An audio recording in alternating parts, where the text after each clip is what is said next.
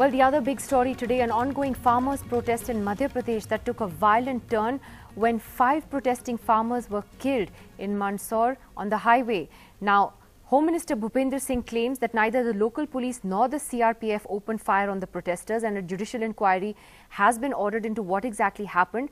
However, eyewitnesses on the ground say that it was the police that opened fire. One eyewitness telling ANI that policemen and farmers were throwing stones at each other, and it was then that the police fired. Now, once again, the government denying that the police was involved. The CRPF has also denied that it had anything to do with it. Now, the violence marks a sharp escalation of protests that began on the 1st of this month by farmers who've been demanding fair prices and a loan waiver.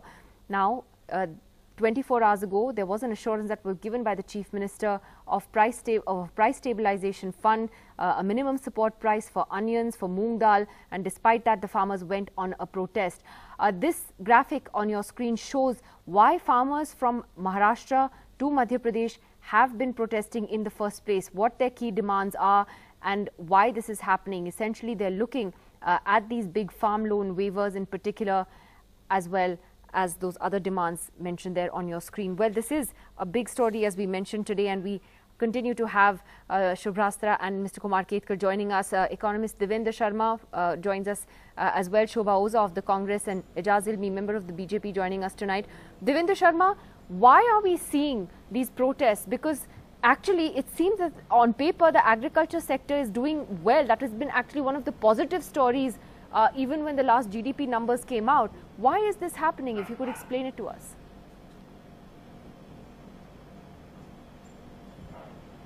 Well, I think what we need to understand is that farmers have no option but to produce more food, and that is somehow taken as a alibi to say that all is well in agriculture.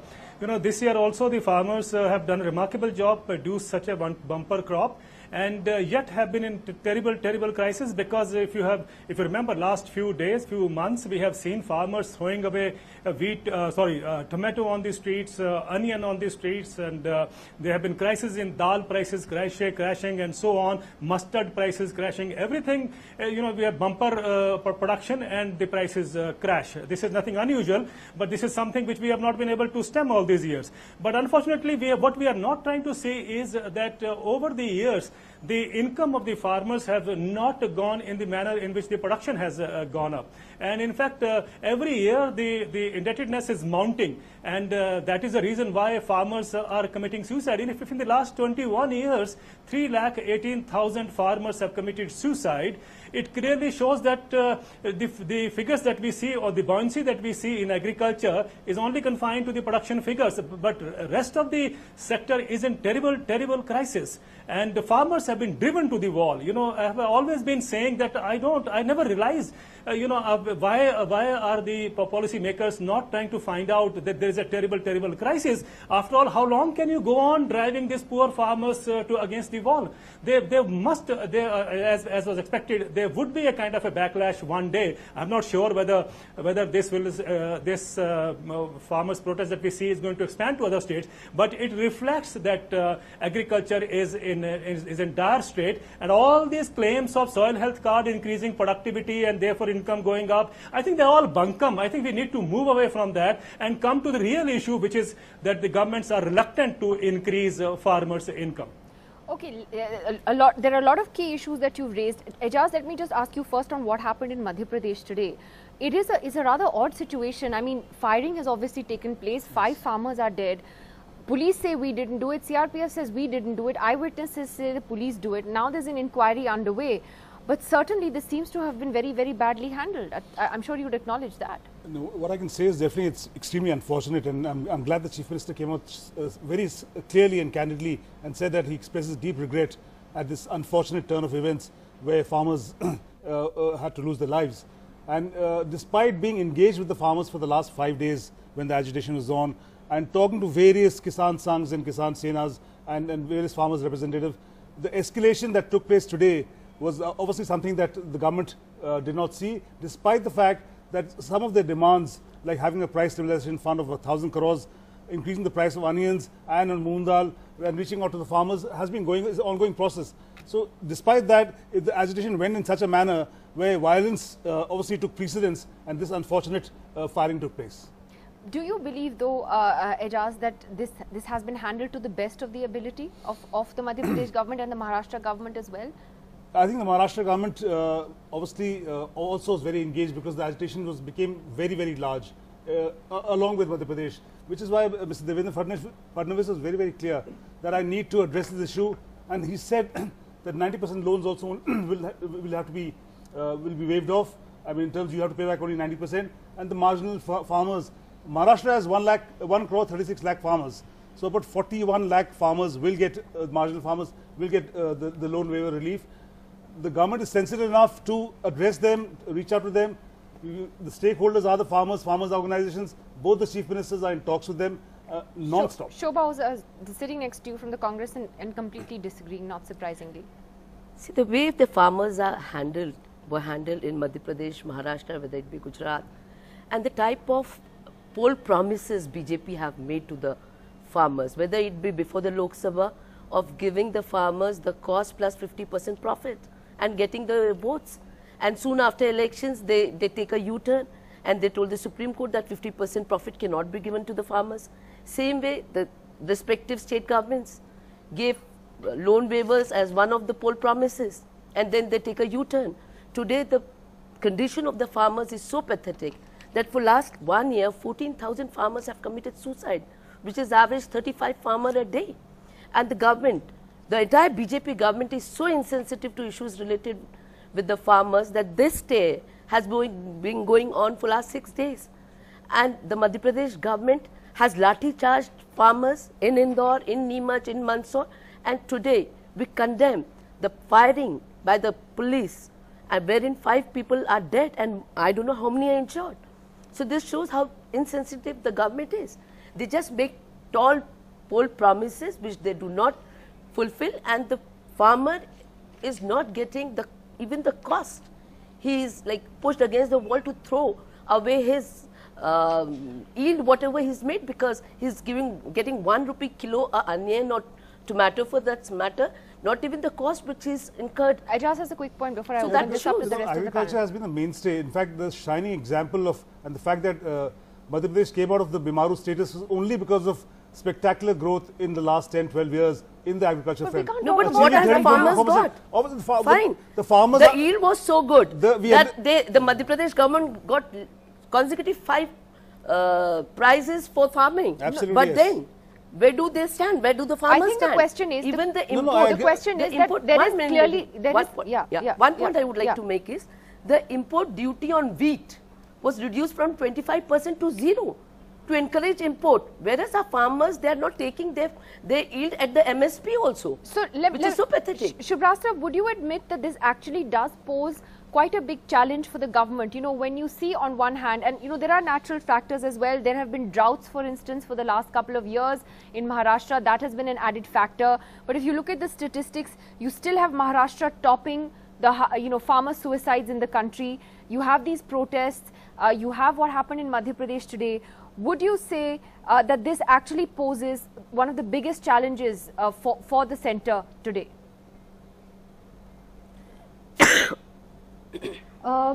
Nidhi, I genuinely feel that the kind of issues that are being raised in the names of farmers today, we'll have to actually de-link some of them from politics and see it more as a systemic issue.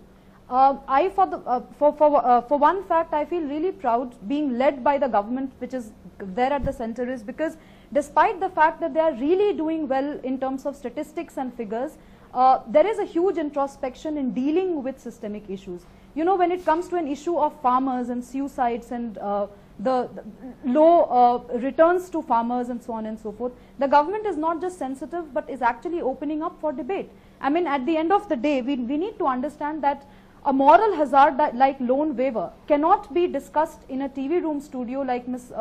Mrs. Ojha wanted to do in the way that she wanted to do, that there's a poll promise which needs to be fulfilled. I mean, the UP government did fulfill the poll promise. Yes. But look at the humility and look at the structural way in which not just it identified farmers to whom loan waivers were to be given, therefore indicating that we need to identify who the tillers of the land are, who the land owners are, and whether there are women landowners, and whether there is a gendered perspective needed in terms of land rights and so on and so forth. It actually prized open a number of issues which nobody in the country is willing to take up. So if you really want to zoom in cameras on a farmer's suicide and make dirty politics out of it and bake your electoral bread, that's what the Congress has been doing for all these years, and I give them full credit for it. But on issues of loan waivers, on issues of organic farming, on issues of a long-term systemic development of farmers, there has to be a common middle ground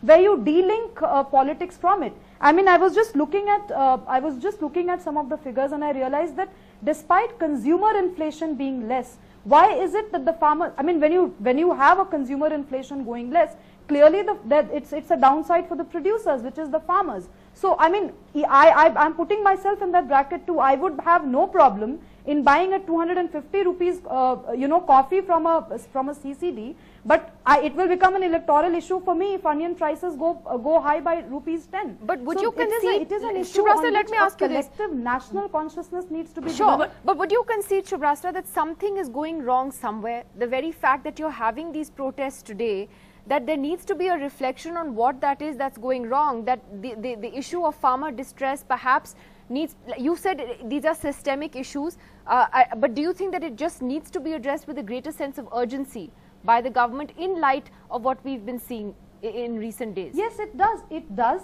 The government is also taking steps. I mean, if you look at the most popular schemes across the BJP ruled states today, and even at the center, they are schemes which fall under the Ministry of Agriculture at the state, at the union level. So clearly there is a realization. Clearly there's a sense of urgency with which the government is doing its bit. But I totally agree with you that this is an issue which should move beyond TV room discussions to something more concrete on ground, wherein only the government cannot be a participant. In a democracy, Nidhi, I genuinely believe that we need a more participative form of governance where people, civil society, even the opposition should, shun politics in all humility and come forward for the benefit of the marginalized, the most marginalized. The Sarvaharas, as Manrega was a scheme brought in by Manrega was a scheme brought in by the UPA government for marginalized farmers and for landless farmers and laborers.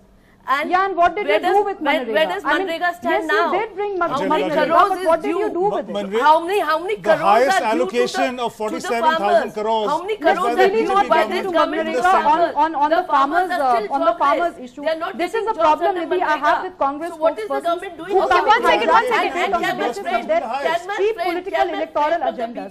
Can we really move beyond to discuss on the issue at hand, which is farmers, which is loan waivers, which is organic farming, given to which the is farmers? sustainable growth, Was that not promise made by you? Okay, one second. We're all talking at the same time. How can you deny that? All right, Shubrasta, one second. And then you go and tell the Supreme Court that it is not possible. I would have gotten my figures here. Okay, one second. Shubrasta, give me a second. Give me a second. No, she'll have to shut up. I'm not going to relent. No. I'm coming back to you about Manrega. Okay, Shobha, give me a second. Give me a second. Manrega in the parliament? No, the debate is not about Manrega. No, but when you are talking about farmers, give me a second. Just give me. Can we neglect? We have a lot of time. The show's not over. Unorganized labor in the country. We have 98. Okay, one second, guys. One second. Can I please get Mr. Ketkar? I'm sorry. It is all on papers. Because they feel sensitive towards the farmers. And no, you are not. You are not. Which is why See, tell me, Shobha, 1 second. Shobha, Ejaz, guys, can you give me a minute? Agro imports have gone down. Can you guys give me a minute? Shobha, please. Farmer organizations have that shows that you're importing, you're helping corporates to import food grains. The fact that the ugly turn took place is because of politics also. Why did you reduce the import duty from 25%? One second. Let me get Mr. Kumar Ketkar in. Mr. Ketkar. I mean, loan waiving to corporates, I don't want to raise sensitive issues right now. No, Shubrasta, I want to give me a minute. I'm coming back to you. Sections of No, I'm coming back to you. Just let me get Mr. Ketkar and No, please and ask her to Devendra. refrain from being corporate, because then it calls for companies. I know. I just want everyone to talk over everybody else. That's all. Media organizations. I don't want to get into this debate right now. One sec. Okay, so Kumar Ketkar, the issue though is it is very much a political issue. It is a very sensitive issue. How do you think this is affecting Devendra Fadnavis and Shivraj Chauhan right now, politically? Well, actually, Madhya Pradesh as well as Maharashtra government both have lost the approach to the farming community altogether. See, it is one thing to sit in the TV studio or farmhouse or being on the farm. That is not the question. The question is, what is your perspective, what is your approach, what is your ideological and political line on the question of farming and agricultural community. While government may try, Narendra Modi may try to invite poor on his side and may announce various slogans and may give many subsidies to various sections, but he has not approached agricultural question in a serious manner, because basically the entire BJP's approach is essentially corporate and urban corporate. So, urban corporate perspective determines their policies. That worldview, which is determined more by the media is essentially concentrating on urban metropolitan corporate world, and agriculture comes on the scene only when somebody commits suicide or somebody protests. So, I think agriculture is an issue of protest and suicides, not of the policy. Policies are about corporate. How much time we spend on discussing Malya and how much time we spend on discussing farmer suicides or farmers' questions. Narendra Modi campaigned all over the country saying that he will give more than the Swaminathan Commission's prize and also bonus, and he did not give. Now, actually, the so-called aspirational revolution was not limited to the urban youth with software youth. Urban revolution also was accompanied by the rural aspirations, and those rural aspirations were never fulfilled. In fact, they were ignored, they neglected, they were sidelined, and that's now coming up. The entire rural aspiration is coming up in the form of farmer protests.